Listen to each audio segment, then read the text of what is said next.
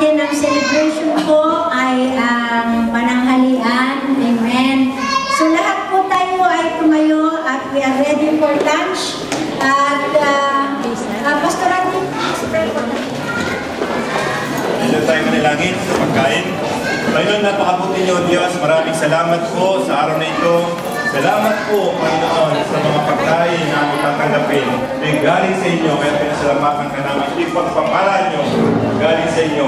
Kaya linisin niyo po, Diyos, mga pagkain ito, maging kalakasan ng aming physical katawan, Diyos. Maraming salamat po sa iyo ang kapurihan.